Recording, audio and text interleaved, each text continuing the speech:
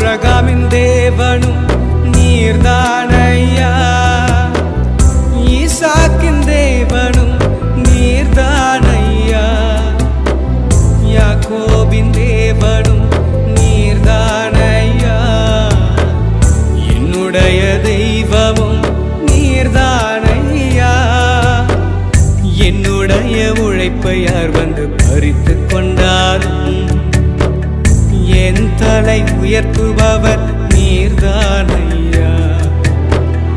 என்னுடைய உழைப்பை யார் வந்து பறித்து கொண்டாலும் என் தலை உயர்த்துபவர் நீர்தானையா.